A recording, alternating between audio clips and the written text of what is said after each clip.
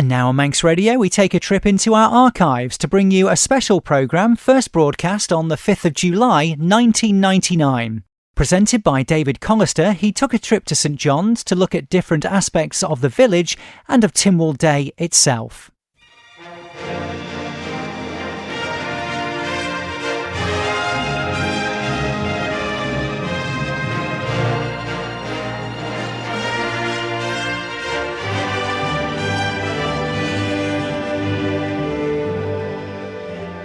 If today we could turn the clocks back 230 years, there'd be no Tynwald ceremony to attend.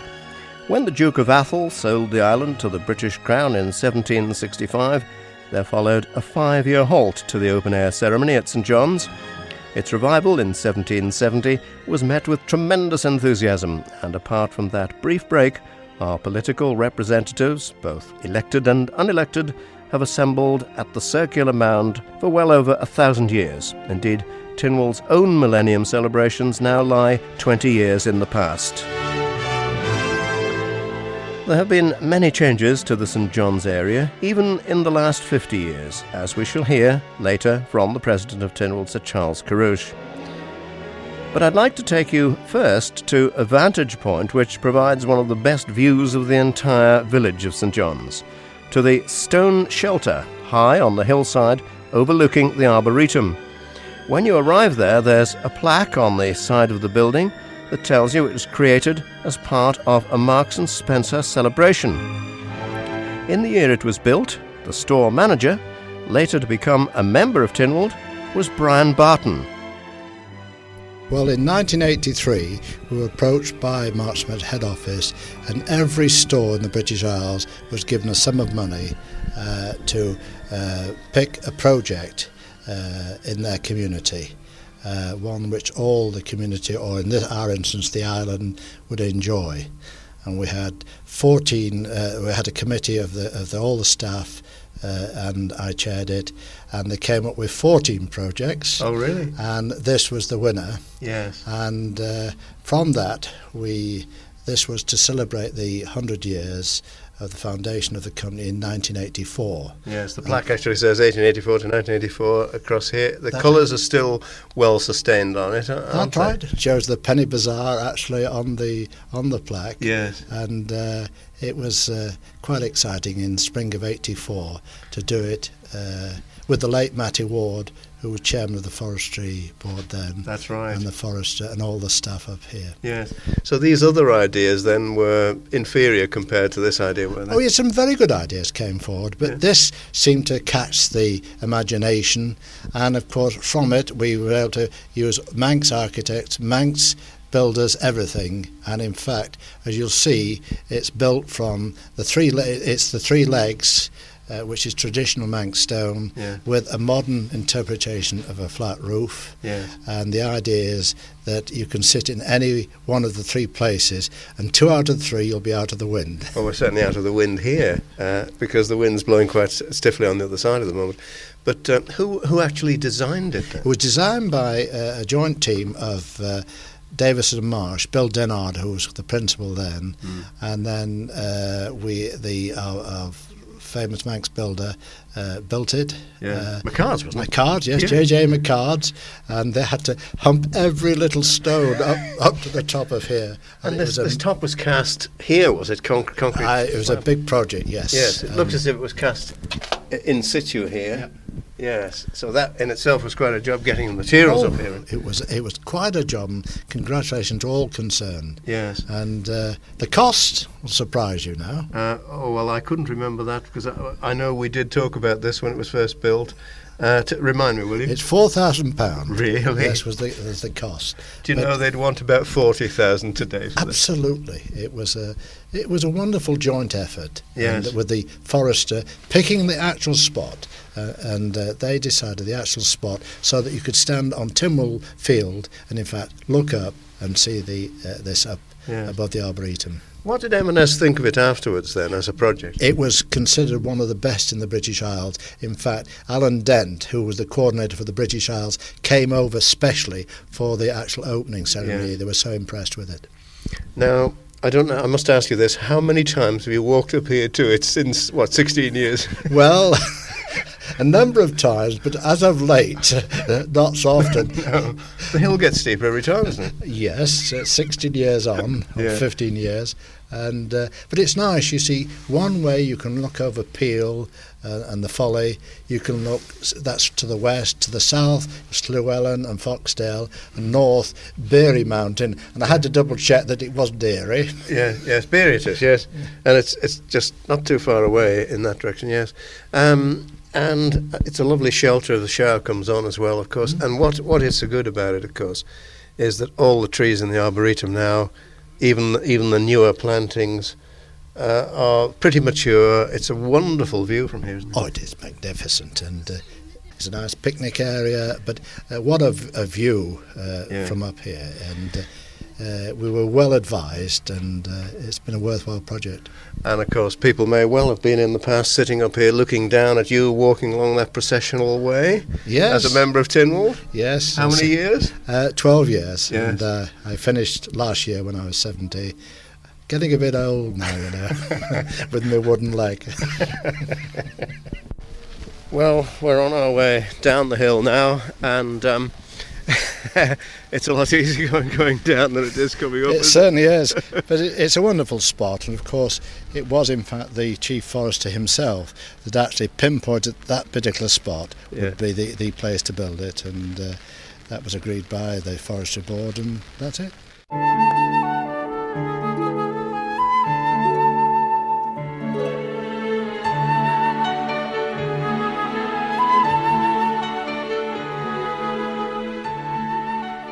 Another tradition will continue today at Tynwald, the wearing of the Bollen Bane, the mugwort, although some people claim that it was St John's wort that was traditionally worn until early in the 19th century. Well, could a well-known author and plant expert shed any light on that argument?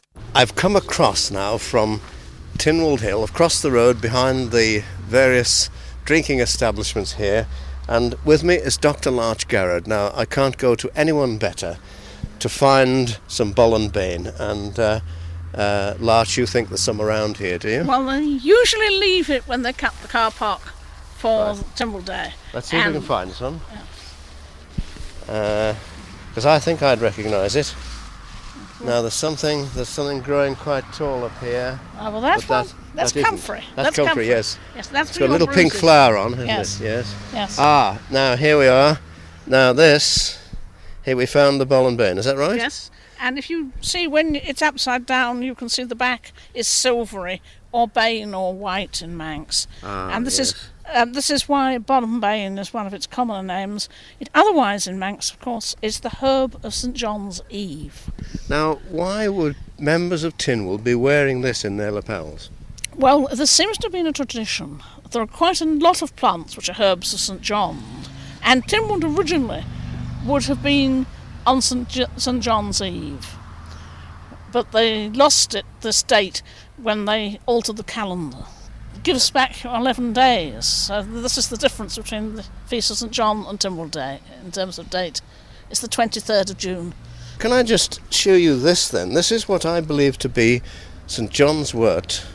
Well, this indeed is St John's wort in English, but this particular plant is Lassie Chug in Manx. That's the Manx name, yes. In Manx, whereas this one has another Manx name, that is Bollen Bane, because the white back. Right. This is a St John's wort, also in English, Hypericum if you want to be scientific, and this is the one you used in your herb beer. But this also was at one time surely worn at the St John's Tynwald ceremony. Well, I think possibly not, because the person who produced the link which said that Bollen Bane was the plant which was worn was a trained doctor back in the days when doctors were really taught their plants as part of their training, and he said it was Bollen Bane. So could he have got mixed up with the names? No, I think he wouldn't have got mixed up, simply because he does use the Manx name for Bollen Bane, and he clearly would have known St John's wort, which is also a herbal plant, which he would have learnt. I think he would have been sure. This is why I believe that the thing you wore on Tynwald Day was Bollambane, whereas you also respected St John's wort.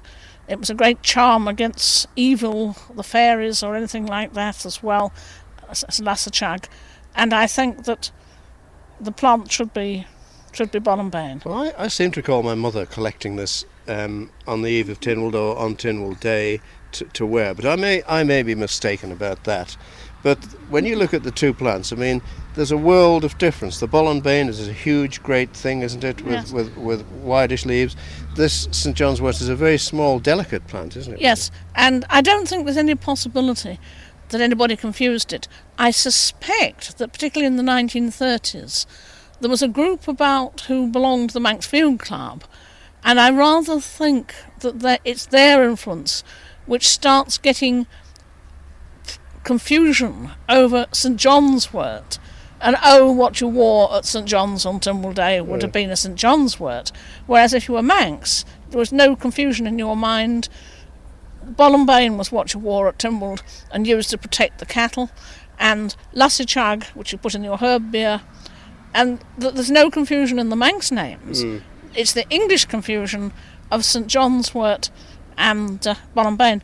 And of course there are 5 or 6 plants, if not more, which in European tradition are all herbs of St John's. They're all magic.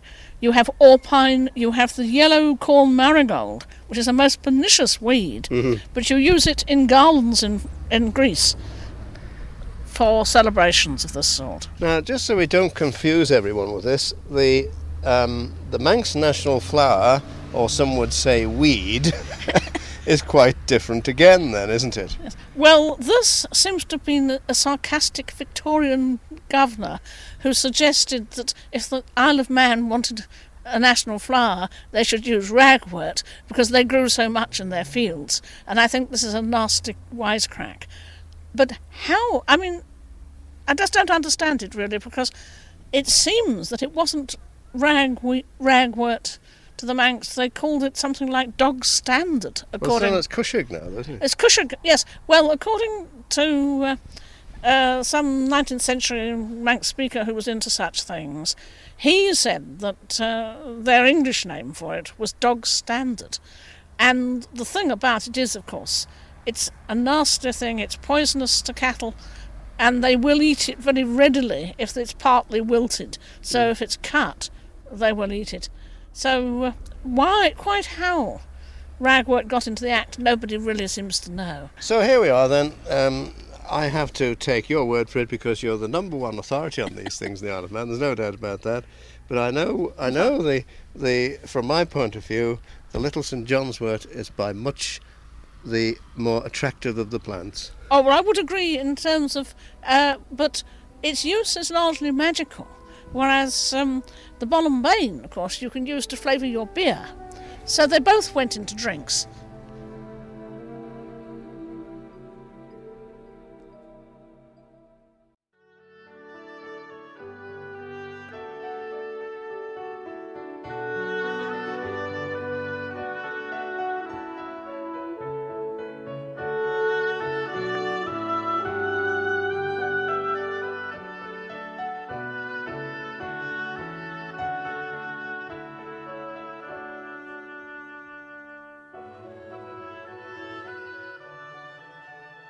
Well, I've now come to the rear of Tynwald Hill, and the fair, and of course the processions and all of that goes with it. The reading of the acts will take place later, but I'm with Sir Charles Carrush, the President of Tynwald. We're sitting, as I say, behind Tynwald Hill. And Sir Charles, what does all of this mean to you, this Tynwald ceremony and this hill? Well, David, the Vale of St John, in which the Tynwald Hill is set, is to me the historical heartland of the Isle of Man. It's a place so rich in history, so unique in respect of lawmaking and law-giving, that it's without equal anywhere in the world. That's a bit of a sweeping statement to make, you know. Can it be justified?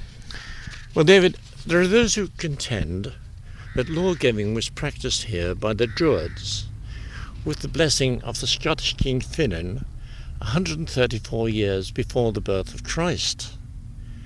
But the Tynwald Assembly, which is now its 1020th year, is attributed to a Norseman, Gorry, who, having conquered the Scottish islands, arrived at the Len in the north of the Isle of Man with a strong force, and was welcomed by the Manx as their leader Thorstein had been deposed, and as a powerful leader he was welcomed and supported by the Manx people.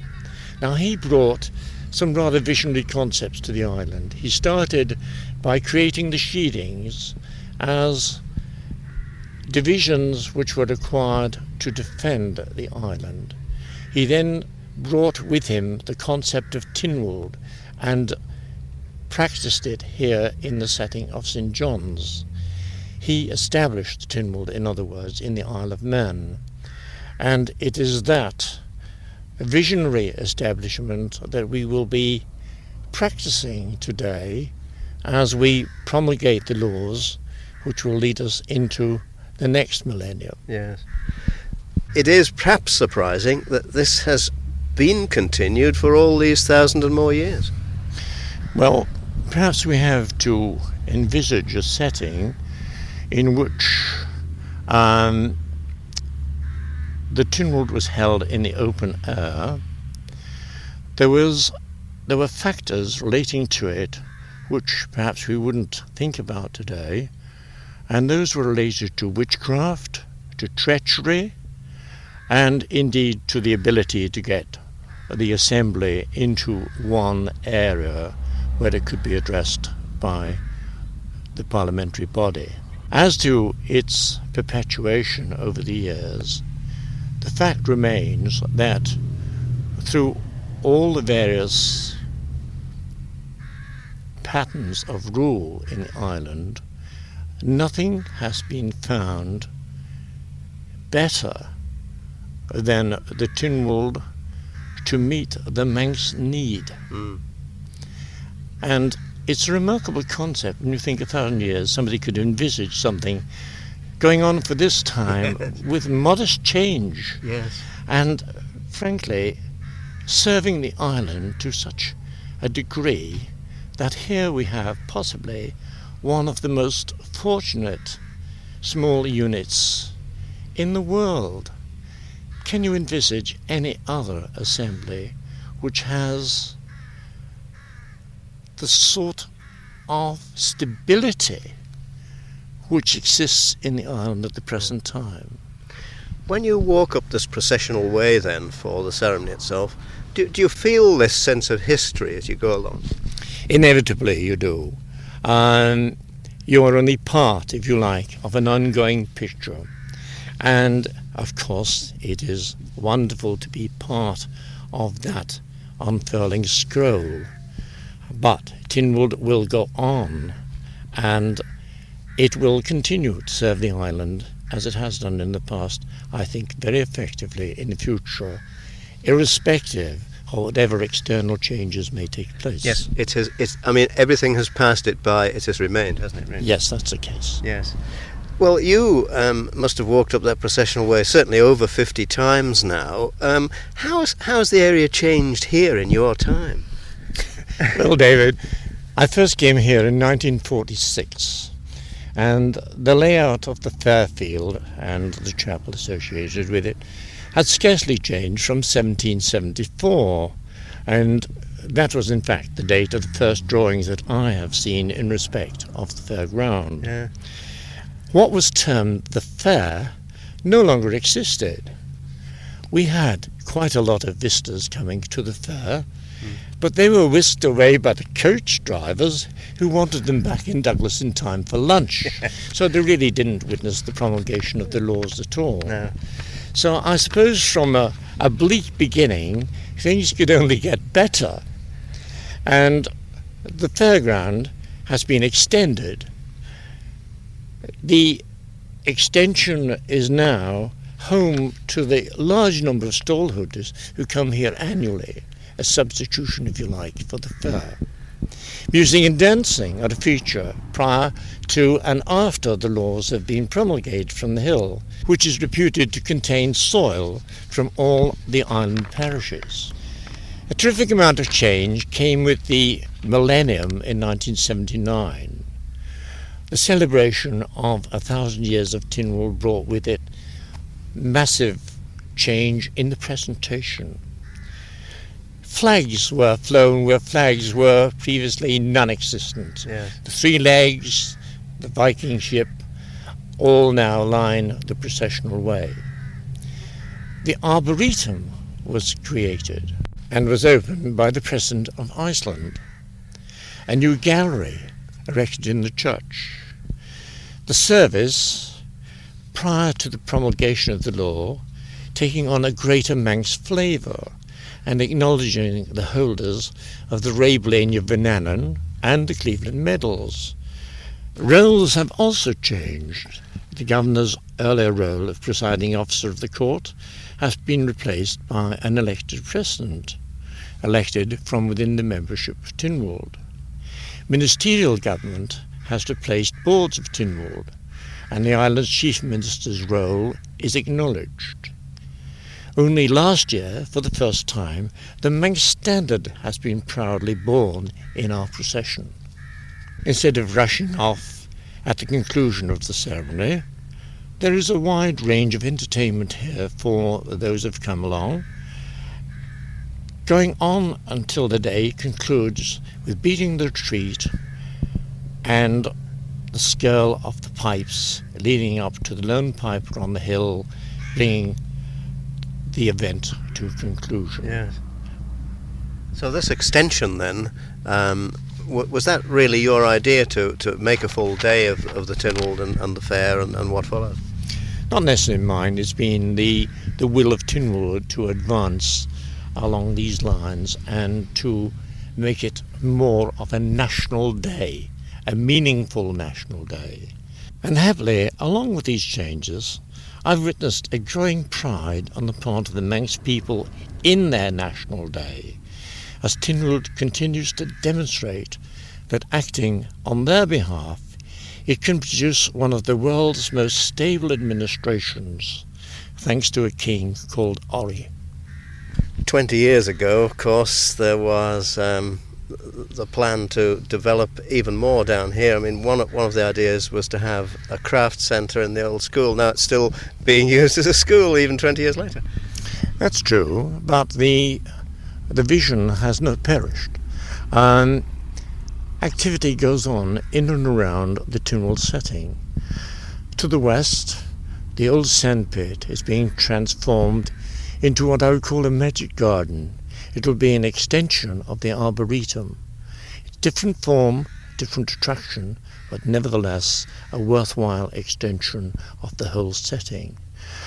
The school you refer to still is targeted for the interpretation centre and the home for those Manx organisations who wish to use it to further the interest in Manx culture. In addition, when the new school is built, it is proposed and on record that there should be associated with it an open-air theatre, and that too will add to the attraction of St John's in the years ahead. We are trying to enhance and to improve on the setting in keeping with its significance to the Manx people. That was the President of Tynwald, Sir Charles Carouche.